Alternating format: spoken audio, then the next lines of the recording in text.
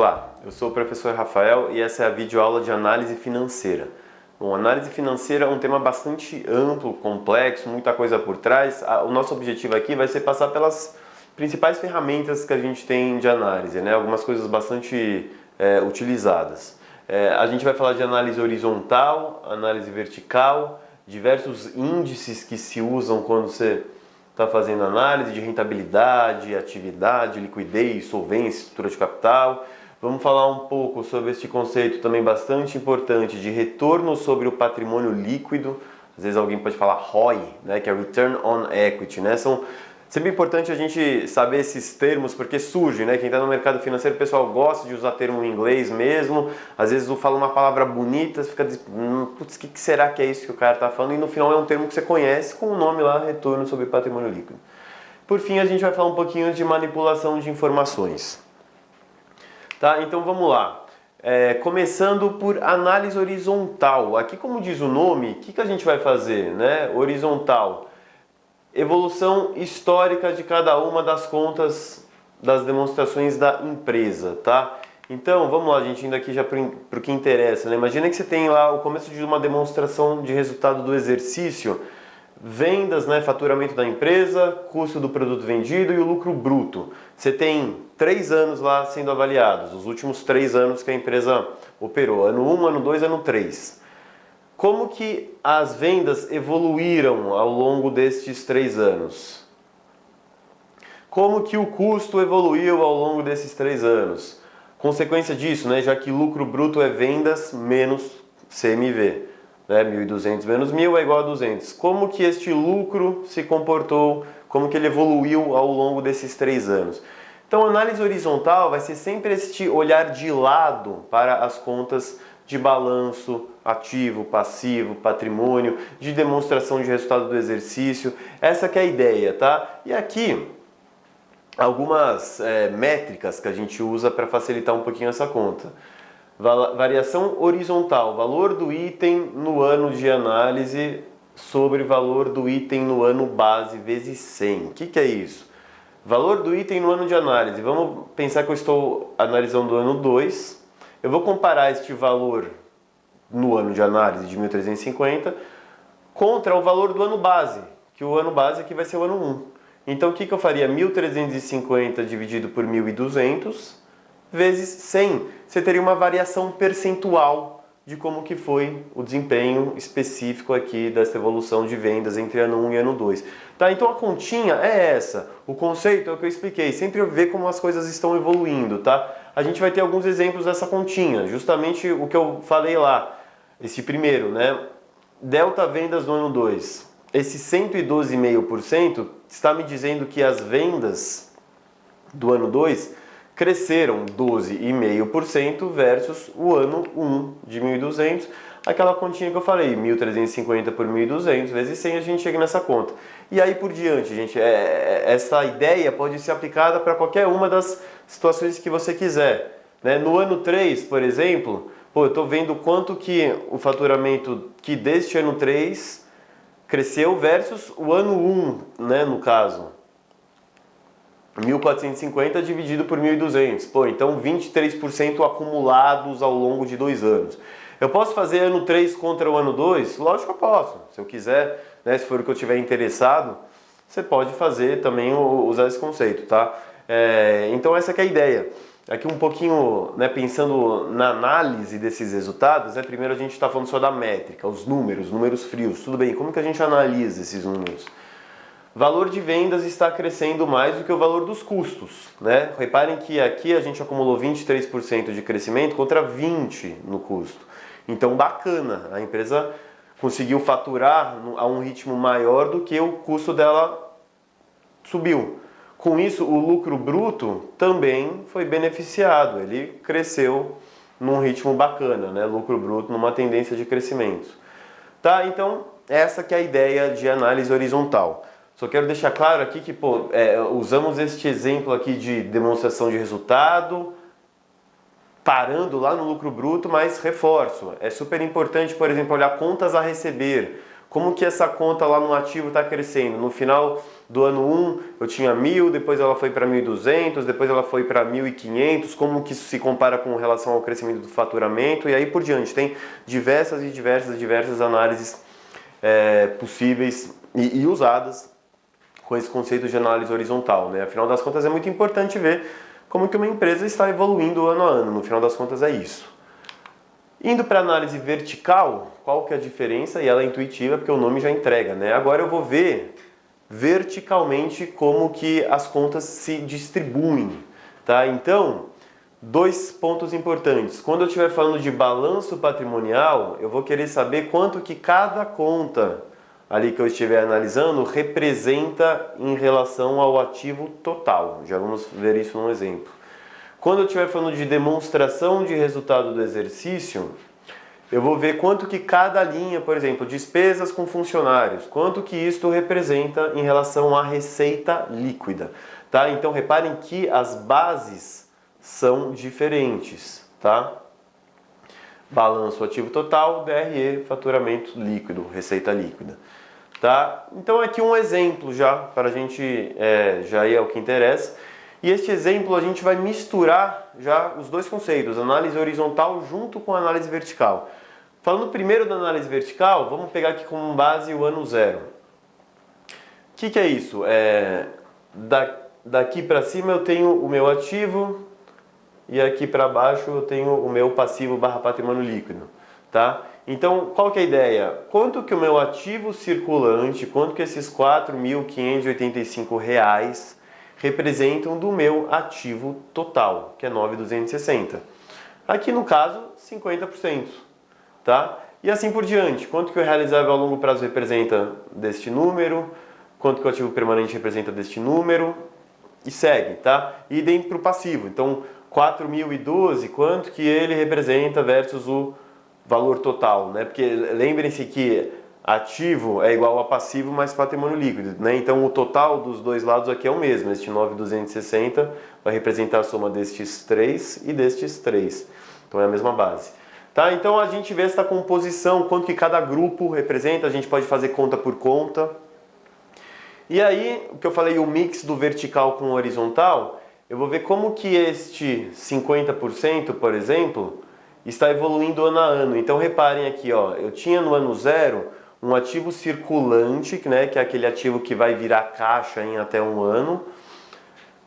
Ele valia 50% do todo. No ano 1 ele passou a representar 46% do todo. No ano 2 ele passou a representar 44% do todo. Ele está caindo. Isto é bom? Provavelmente não. Tá? Óbvio que sempre pode ter alguma explicação por trás, mas sem grandes informações para conseguir justificar, você imagina que uma queda da representatividade do ativo circulante não é tão bacana, né? Vamos ver o passivo circulante, que são as obrigações que vão ser exigidas em até um ano. Representava 43%, aí caiu para 42% e aqui foi para 46%, no final ele subiu, né? Então, uma das conclusões que eu posso ter?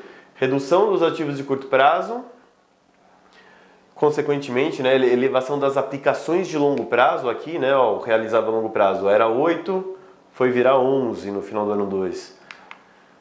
Aumento do passivo circulante, que a gente viu aqui. Também uma consequência, né, provável, diminuição do exigível a longo prazo. Aquelas obrigações que venciam acima de um ano, elas representavam 23%.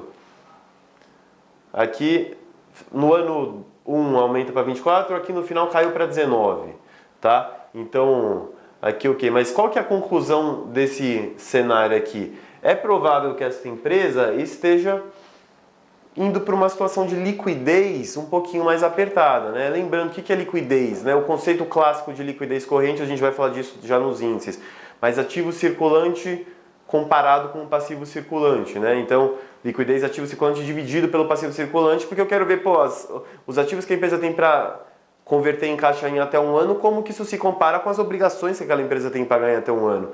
Então, este retrato desta empresa aqui parece ser de uma empresa tendo um certo aperto de liquidez, tá? Maior preferência por recursos próprios, o que é isto? Patrimônio líquido representava 34%, agora está representando 35%. Um aumento marginal, mas um aumento aqui de recursos próprios na estrutura de financiamento da empresa.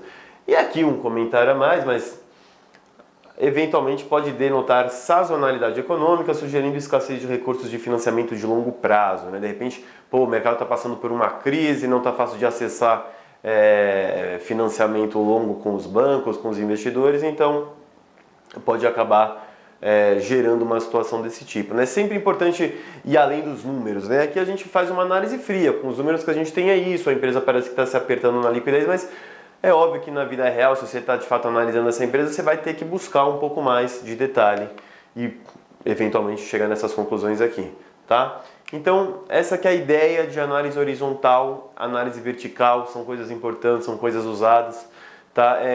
Muitas vezes, análise horizontal é muito comum, muito frequente, e às vezes a análise vertical pode até ficar um pouquinho, de certa maneira, em segundo plano na cabeça de algumas pessoas, mas é sempre importante também, né? Mais do que ver, aqui a gente juntou o vertical com o horizontal, mas mesmo a foto estática é muito importante, né? Imagina que eu estou olhando só assistindo 2.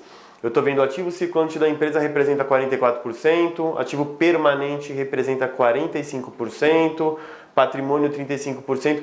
Esta estrutura, né, aqui de participações dos macroblocos do balanço da empresa faz sentido?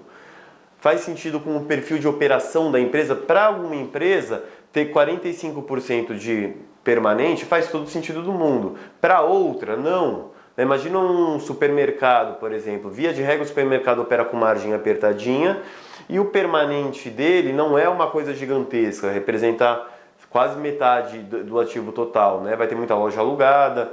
Então, esse tipo de análise vertical, estática, também sempre é importante para ver se aquela estrutura que a empresa opera de balanço faz sentido com a atividade dela, tá? Agora, entrando nos índices, tá? Então, vão ser diversos índices quebrados em alguns blocos. Primeiro bloco, índices de rentabilidade, né? Então, a gente já imagina a demonstração de resultado do exercício. Você vê que os itens aqui são da DRE, demonstração de resultado do exercício. Primeiro, margem bruta, lucro bruto dividido por vendas líquidas. O que é isso, né? A empresa fatura, tem o custo do produto vendido dela, o que sobrar lá é o lucro bruto. Como que este lucro bruto se compara com o faturamento líquido da empresa? Óbvio que quanto maior, melhor, tá? Quanto que a empresa obtém de retorno das vendas, retirando os custos das mercadorias de vendas e serviços prestados. Tá? Aqui é só o começo da história, né? Ainda vai ter muita coisa depois disso, por isso que a gente vai ver margem líquida e margem operacional. Tá? Só para a gente ir pela ordem, e vamos relembrar aqui bem simplificado e rapidamente a estrutura da demonstração de resultado. Você vai ter esse faturamento líquido ou vendas líquidas, como está aqui. Você tira o custo do produto vendido, chega no lucro bruto, tira as despesas operacionais, vamos chamar isso aqui de SG&A, que é um nome muito usado, né? Mas leia-se que despesas operacionais eu chego no lucro operacional, ou EBIT. E aí eu tiro despesa financeira, tiro o imposto que eu pago para o governo e chego no lucro líquido, que é o final, tá? Gente, aqui tema de uma outra videoaula que a gente passa por tudo isso num detalhe, mas aqui só para facilitar a interpretação dos índices, eu estou representando aqui a simplificação da DRE. Então, primeiro a gente falou do lucro bruto, quanto que este lucro representa sempre desta base aqui, faturamento líquido. Agora, lucro operacional, margem operacional, é quanto que este lucro operacional aqui que eu estou mostrando, o resultado da operação da empresa, antes dela pagar custo financeiro, antes dela pagar imposto para o governo, quanto que este lucro operacional representa deste faturamento líquido aqui. Lucro líquido, quanto que este lucro final aqui da atividade representa deste faturamento aqui. Sempre a ideia é essa, tá? A base sempre é o meu faturamento líquido e aí eu só estou vendo as diferentes linhas da DRE da empresa, né? As diferentes linhas de lucro, quanto que cada uma delas representa deste aqui. Óbvio que sempre quanto maior for, né, melhor, mais bacana para a empresa, para o acionista dela.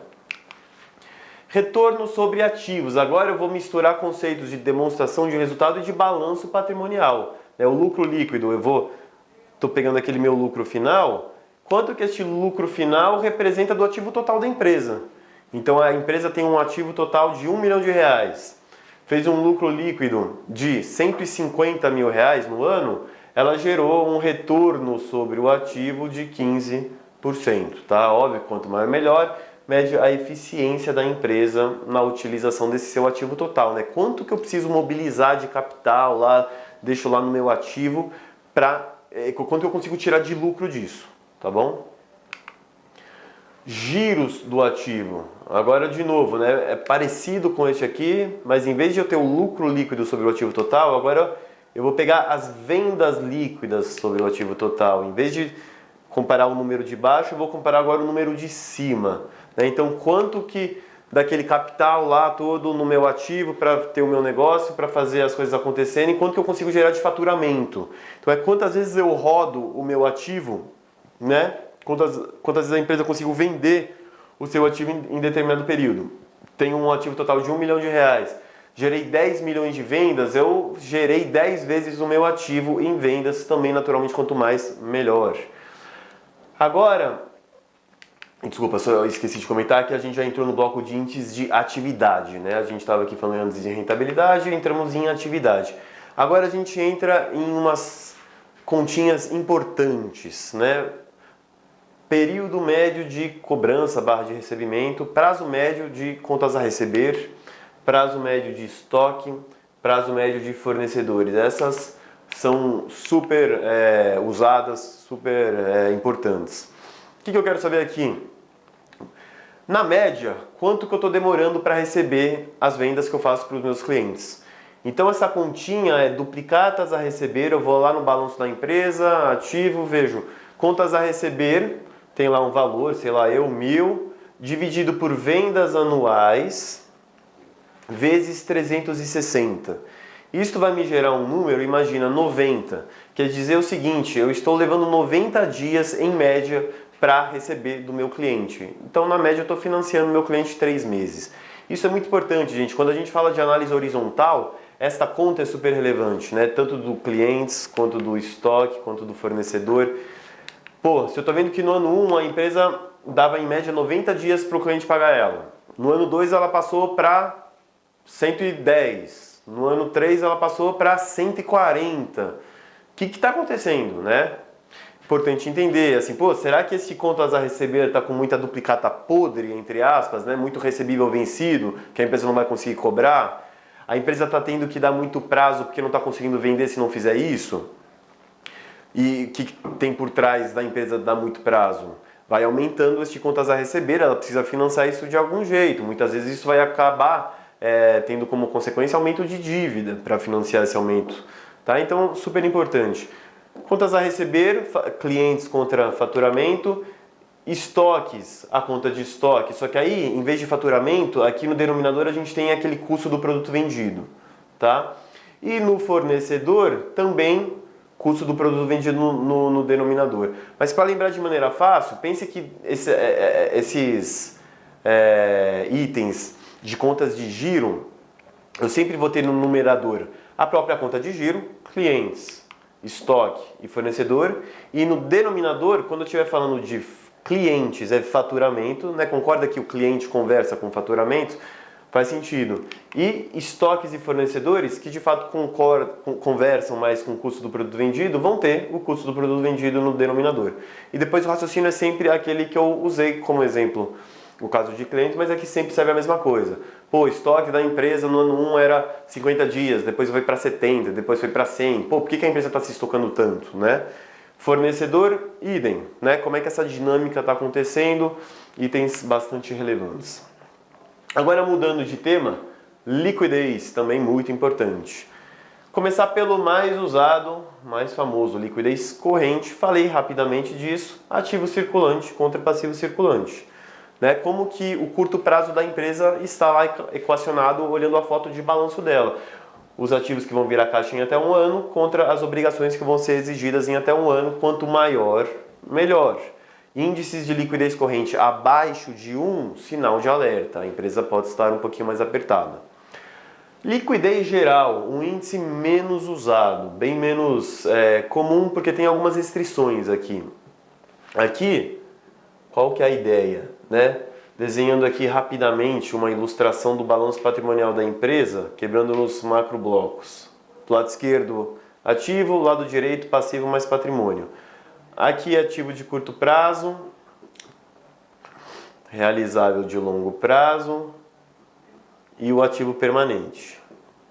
Aqui eu tenho o passivo de curto prazo, passivo circulante, o exigível a longo prazo e o patrimônio líquido. Então, na liquidez corrente, a gente viu que é este aqui contra este. No caso, ele teria essa sobra aqui, né? Este pedacinho aqui está sobrando, é a gordura da empresa. Vai ter uma liquidez aqui acima de 1. Na liquidez geral, eu vou ver todo este bloco aqui, ativo circulante mais realizável a longo prazo, contra passivo circulante mais exigível de longo prazo. Eu só estou deixando de fora o ativo permanente, porque ele está lá para fazer a empresa operar, não está lá para ser convertido em caixa, e o patrimônio líquido, porque o capital próprio também não está lá para ser exigido em algum momento determinado. Então é uma visão desse índice de liquidez um pouco mais ampla, indo para ativos e passivos de longo prazo. Qual que é a restrição, gente? A regrinha no ativo circulante e passivo circulante é a mesma, é tudo para o próximo período fiscal, via de regra é tudo em até 1 ano. O realizável de longo prazo e o exigível de longo prazo, eu posso começar a comparar laranja com banana. Por quê? Aqui eu posso ter qualquer ativo acima de 1 ano, qualquer passivo acima de 1 ano. Só que aqui imagina que é o seguinte, eu tenho no realizável de longo prazo um contas a receber que eu vendi para um cliente, o cara estava apertado, eu tive que renegociar com ele, eu dei 3 anos para ele me pagar. Então imagina que aqui o realizável a longo prazo são R$1.000 que eu tenho para receber em 3 anos. E o exigível a longo prazo é uma dívida de R$1.000 também, só que o banco vai me cobrar em 2 anos. Então, olhando este índice aqui, pô, 1.000 com 1.000 parece estar ok, mas aqui eu tenho prazos diferentes potencialmente. Então gera uma restrição muito grande para eu me apoiar num número de liquidez geral, tá? Então, a dica que eu dou é essa, né? Assim, você está aí fazendo avaliações, se você for usar isso minimamente, então preste muita atenção para essas questões de prazos diferentes, mas também adianto que não é um índice tão usado, nem minimamente comparado com quanto que se usa o índice de liquidez corrente, tá? Ainda índices de liquidez, aqui é um índice menos frequente do que liquidez corrente, mas é um índice útil sim, que é o índice de liquidez seca. Aqui vamos ser um pouco mais conservadores. Em vez de pegar todo o meu ativo circulante contra o passivo, eu vou pegar o meu ativo circulante, limpar ele dos estoques, eu tiro tudo que for estoque daqui, e aí sim eu comparo esse número contra o passivo circulante. Tá? Por que se faz isso? É uma métrica um pouco mais conservadora, tá? Imagina que tem algum receio que aquele estoque não vai conseguir ser convertido em caixa de maneira tão simples, pode ter de repente algum valor que passou a ser um pouquinho menor e ainda não estou conseguindo identificar no balanço, então é uma métrica mais conservadora. Pô, querendo ou não, eu vou olhar para caixa, aplicação financeira, contas a receber, tá tudo muito, ou já é caixa ou está muito próximo de virar caixa, tá? Como que isso faz frente ao teu passivo circulante, tá bom? Então esse também tem sua utilidade. Agora indo para bloco de solvência e estrutura de capital, tá? Agora a gente vai ver o índice de cobertura de juros. O que é cobertura de juros? Estamos falando somente de item de demonstração de resultado do exercício agora. Lucro antes dos juros e impostos sobre despesas financeiras. Eu vou aproveitar aquela minha ilustração da demonstração de resultado para falar sobre isso. Lucro antes de juros e impostos, quem que é, gente? É este daqui. Lucro da operação. Deixa eu pegar aqui uma outra cor. Vamos pegar este azul aqui. Lucro da operação da empresa,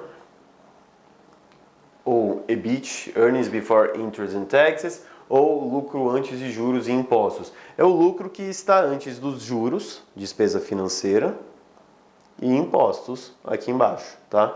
E o que esse cobertura de juros vai me fazer? Justamente quanto que este lucro operacional está cobrindo da minha despesa financeira, dos meus juros. É um índice importante, né? Você imagina que você pega lá uma empresa 0,9. Pô, o lucro operacional é 90, a despesa financeira é 100. Esse sinal é ruim, né? A operação da empresa sequer cobre o juro que ela deve para o banco. O negócio está apertado, tá? Então, essa que é a ideia de cobertura de juros. Indo agora para um outro indicador, esse aqui é um pouco menos famoso do que, por exemplo, cobertura de juros, mas saldo de tesouraria sobre vendas.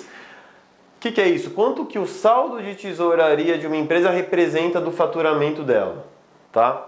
O que é este saldo de tesouraria? Aqui de maneira relativamente simplificada, a gente pode pegar saldo de tesouraria é o ativo circulante financeiro menos passivo circulante financeiro. Então imagina o seguinte, para simplificar, a empresa só tem caixa no ativo circulante dela e tem dívida no passivo circulante dela. As duas são contas financeiras, então ela tem 1.200 no caixa, tem 1.000 de dívida no curto prazo. Este saldo de tesouraria seria a diferença dos dois, seria 200. Quanto que esses 200 representam do faturamento? Então vamos imaginar que a empresa tem faturamento de 10 mil, 200 sobre 10 mil representa 2%.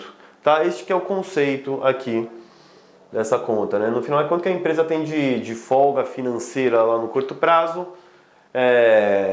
em relação ao faturamento dela.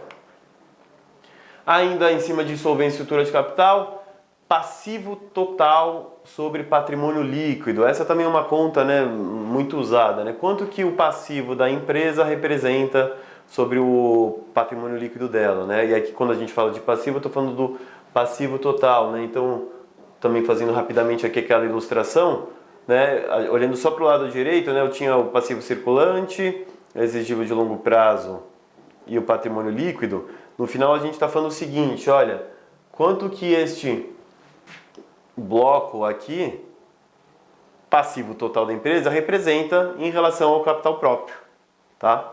Essa que é a ideia.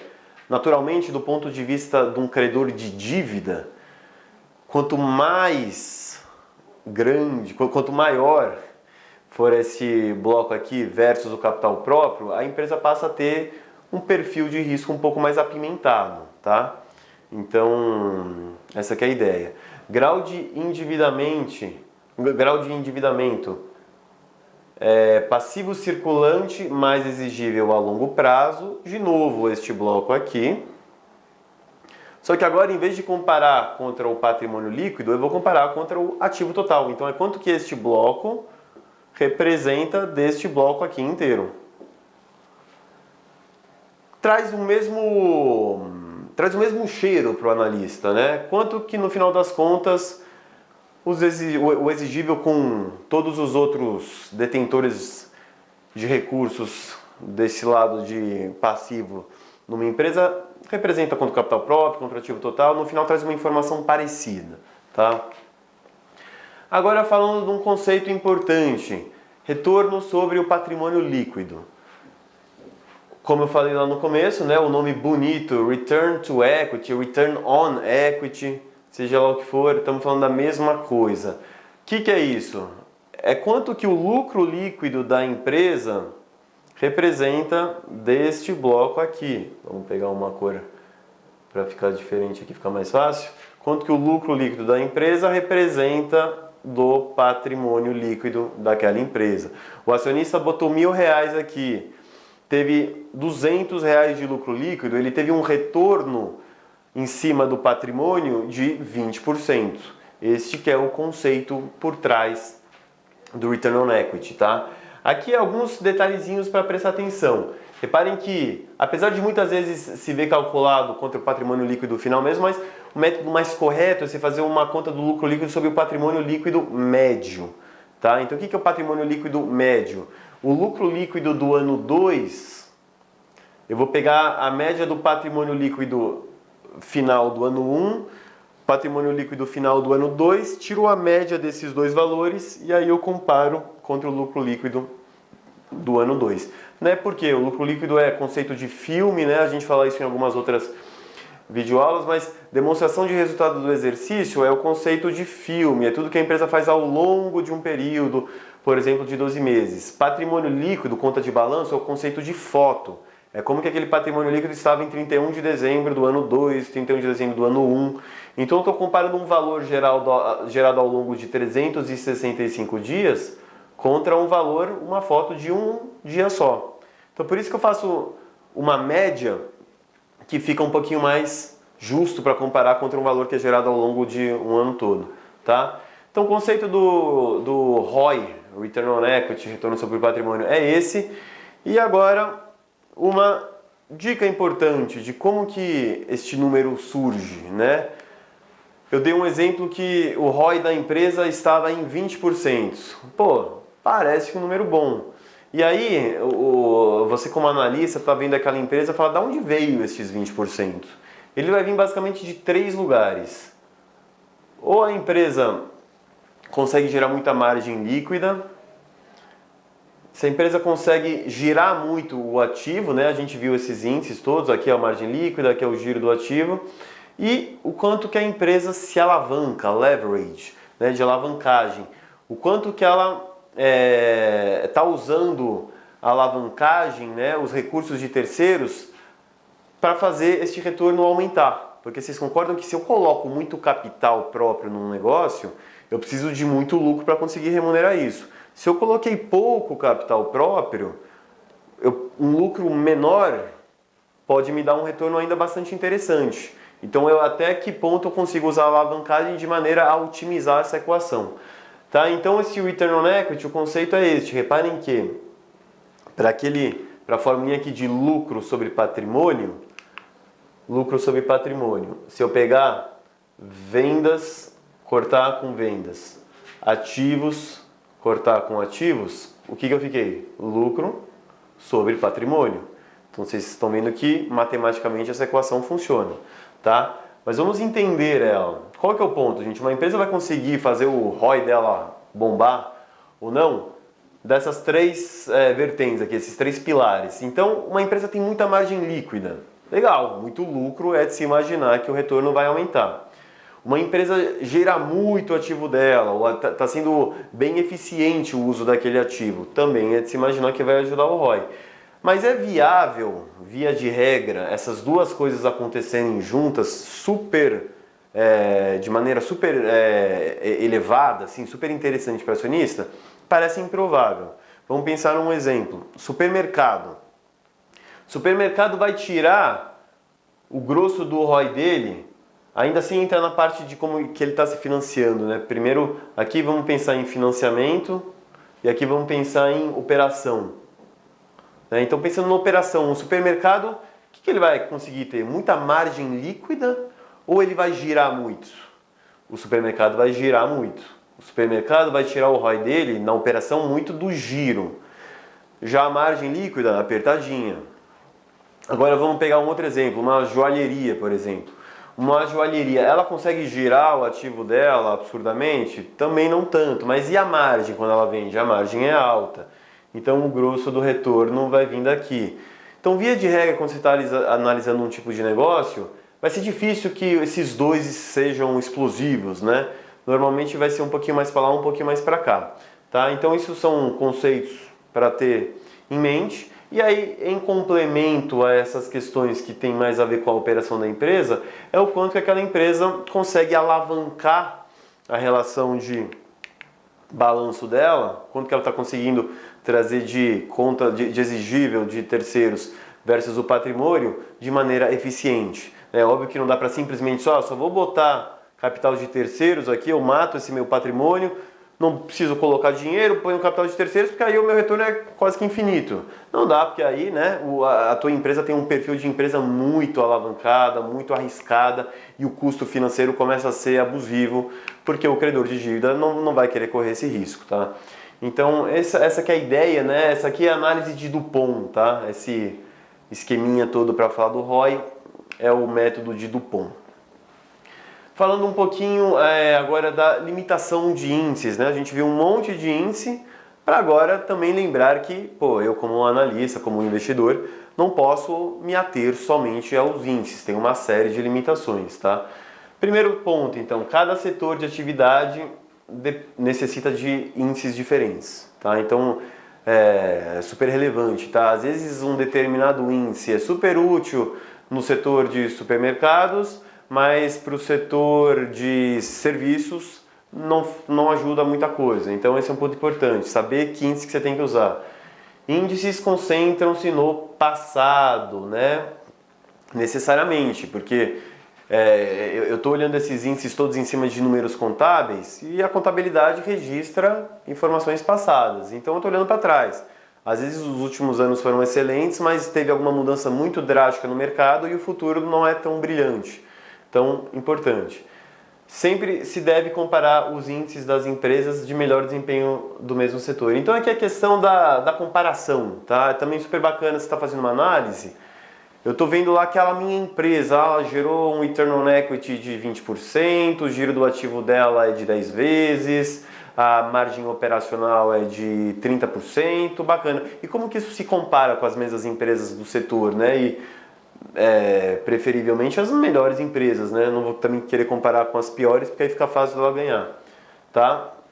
Qualidade do índice, atrelado à qualidade da informação, tá? A gente já vai falar um pouco sobre manipulação de informações, né? Dentro da contabilidade, eu sempre tenho que me preocupar se aquele número de fato está representando de fato a situação, se ele tem uma boa qualidade. Índices são calculados com base em dados contábeis, cuja interpretação pode variar, né? Acaba sendo esses dois pontos aqui uma conclusão bastante parecida, tá? Agora, indo para essa questão, então, de manipulação de informações, tá? Aqui a manipulação de informações tem dois pilares, né? Eu posso estar manipulando, né, usando essa palavra, mas dentro das regras, né? A contabilidade, ela não tem regras únicas, às vezes, para uma determinada conta. Ela tem algumas possibilidades. Algumas contas, às vezes, é regra única, mas algumas contas vai ter algumas possibilidades diferentes. Por exemplo, conta de depreciação. Às vezes tem a empresa A que está usando um método de depreciação linear, simples. Eu posso pegar uma empresa B que está usando um método de depreciação acelerada. São coisas possíveis, a contabilidade permite, ninguém está infringindo nenhuma regra. Mas na hora de eu fazer essas comparações de índices, as coisas vão estar distorcidas. Tá? Então essa é uma das possibilidades de manipulação. A outra já aqui vai cruzar a regra do que é certo e o que é errado. Né? Essa empresa de fato está tentando quebrar as regras, infringir, fazendo fraude, manipulação de dados. Tá? Aí é óbvio que naturalmente vai além aqui de conceitos que a gente estuda, aí já entra em questões de caráter e tudo mais. Né? Infelizmente a gente sabe que acontece, então é muito difícil, né, para um analista conseguir capturar essas coisas, mas às vezes é isso, né? É muita análise, comparação com os players do mesmo setor, você tem que estar muito ligado dentro daquele setor para às vezes conseguir identificar alguma coisa que possa parecer esquisita, tá? Falando de algumas possíveis, alguns possíveis caminhos aqui, né, para essas manipulações de informações. Então, qualidade do lucro. Métodos contábeis utilizados podem ser enviesados, que pode trazer decisões erradas. Qualidade do lucro refere-se ao espaço que os administradores têm para a mensuração e divulgação do lucro.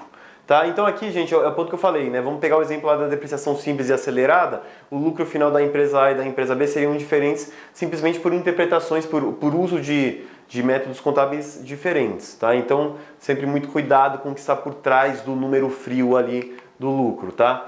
Algumas motivações que as empresas podem ter para buscar os caminhos possíveis para inchar lucro, superavaliar lucros. Então, por exemplo, uma empresa aberta divulga resultado trimestralmente e o mercado sempre tem uma expectativa de lucro. A média de expectativa de lucro do mercado é de R$1 milhão para aquela empresa. Ela está vendo que, se eu for aqui por este caminho contábil, eu vou chegar em 900. Então tem algum jeito aqui, alguma métrica, né, dentro do mundo ético ainda que, sem ferir as regras, mas dentro das possibilidades eu consigo chegar neste 1.000, seria uma motivação, né, para este movimento de manipulação do resultado. Permanecer dentro de parâmetros estabelecidos em contratos de empréstimos. Leia-se aqui covenants, tá? Que o conceito de covenant é o seguinte: um banco emprestou dinheiro para uma empresa numa operação de longo prazo. Quando o banco emprestou dinheiro, ele viu, analisou, entendeu a situação da empresa, mas a dívida era de 5 anos. Pô, em 5 anos pode acontecer muita coisa. Então o que é muito comum? O estabelecimento de covenants, que nada mais são do que, via de regra, índices, para deixar a empresa numa situação relativamente parecida com a do momento que o banco deu o dinheiro.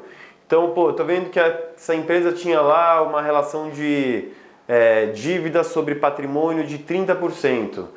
Aí eu coloco lá no contrato de empréstimo e falo, olha empresa, em nenhum momento ao longo desse empréstimo essa relação de dívida sobre patrimônio pode exceder de 40% de repente. Tá? Então é uma ferramenta bastante utilizada.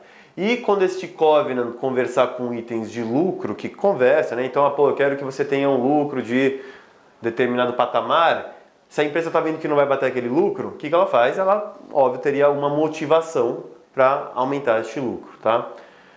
Outro motivo para inchaço de lucros, maiores bônus. Então você é um diretor financeiro, o teu lucro é em cima, o teu bônus é em cima do lucro da empresa, você tem um motivo para que aquele lucro seja maior e você ganhe mais bônus. Esses os mais intuitivos, agora os menos intuitivos. Por que uma empresa gostaria de subavaliar os lucros dela, fazer com que aquele lucro pareça menos do que é? Obter desconto de tarifas e impostos, super comum em empresas reguladas, empresas de energia, empresas de saneamento. Elas têm ali tarifas que são cobradas dos usuários e tem uma agência de regulação para regular a tarifa que ela cobra. Conforme for sendo o andamento do lucro daquela empresa, ela consegue sentar para renegociar com a agência um aumento maior ou menor, tá? Então isso aqui tem a ver um pouquinho com esse ponto. Negociar melhores condições com credores. O que acontece? Uma empresa precisa reestruturar a dívida dela, está muito apertada, não consegue pagar o banco. Ela vai chegar no banco e falar, olha banco, você precisa me alongar em não sei quantos anos, com um custo financeiro mais barato. Por quê? Porque eu não estou conseguindo pagar, olha só o meu lucro, está muito baixo, olha só a minha condição, não consigo fazer nada melhor que isso. Então é um motivo, tá? Negociar melhores condições com sindicatos de trabalhadores. Então imagina lá a Petrobras com um sindicato enorme de trabalhadores, vai negociar reajuste de salário para eles. Se ela tem um lucro menor, ela é mais fácil para ela conseguir convencer aqueles trabalhadores que ela não tem condição de dar um aumento maior, tá? Então essas são as motivações, gente. Aqui alguns caminhos que as empresas vão usar justamente para mudar o lucro dela. Então ela pode manipular receitas, despesas, tá? E depois a gente fala também de fluxo de caixa. Mas basicamente quando a gente fala de manipulação de receitas, qual que vai ser um objetivo aqui da empresa que quer buscar isso? Reconhecer antecipadamente, ou pior ainda, criar receitas artificiais. Então imagina que uma empresa ainda não cumpriu todos os pré-requisitos que ela precisa cumprir para poder reconhecer o faturamento. Contratos de vendas onde o cliente paga no ato da venda, ela já recebeu o caixa.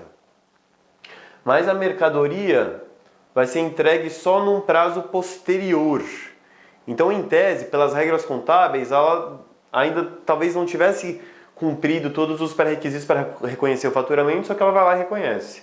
Tá, né? Muitas vezes cruzando aquela fronteira do que a legislação contábil permite.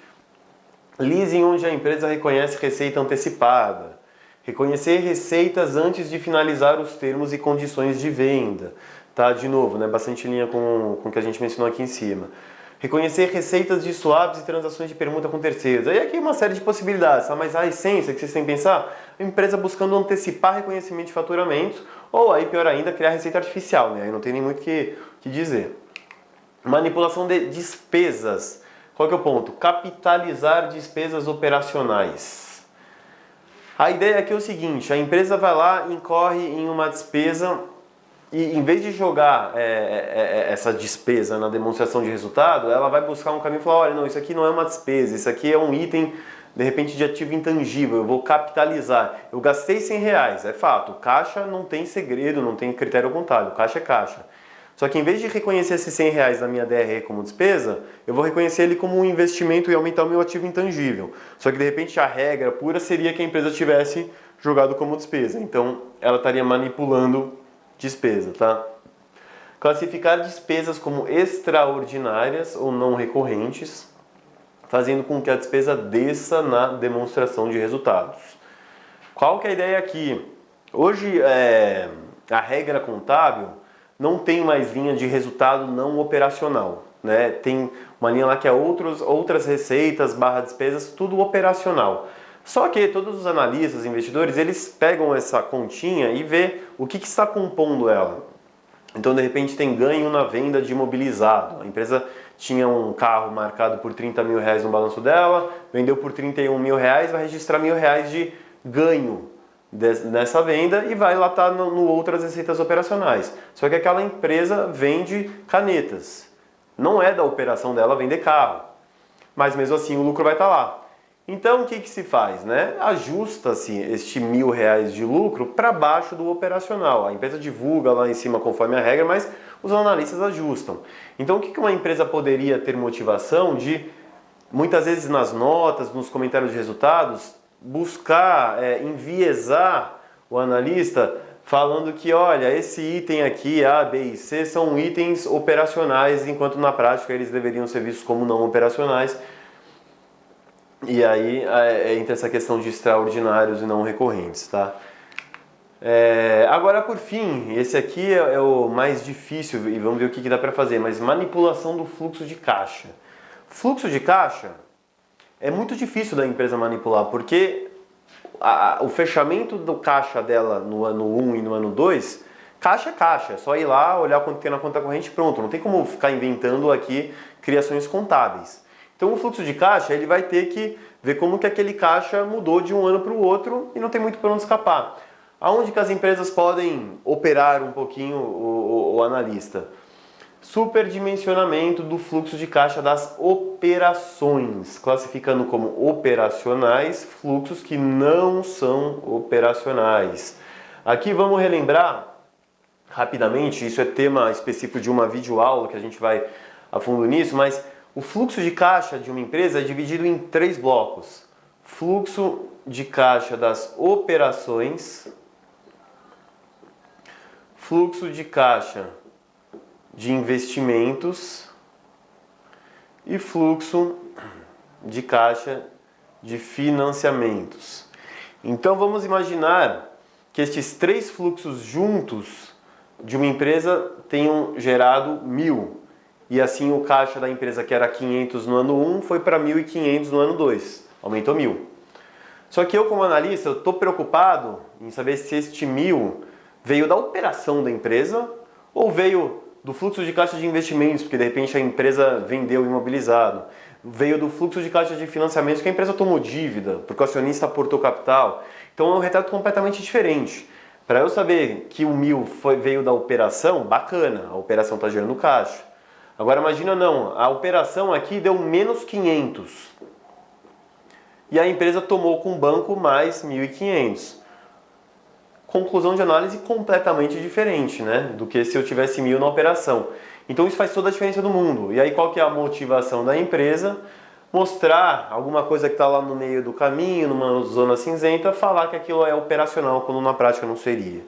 Tá, gente? Então, essa que seria a principal ideia aqui. Então, esse é o último slide dessa videoaula. Com isso a gente encerra aqui uma aula com bastante conceito, né? Análise financeira é um tema amplo. A gente passou aqui pelos conceitos de análise horizontal, análise vertical. Vimos todos os índices mais utilizados quando você está fazendo análise de empresa, as limitações dos índices. Falamos do conceito de retorno sobre patrimônio líquido, o método de Dupont, né, para decompor esse retorno, entender um pouquinho mais sobre ele, e as possíveis motivações e caminhos para manipulação de informações. Tá bom? Obrigado e até a próxima videoaula.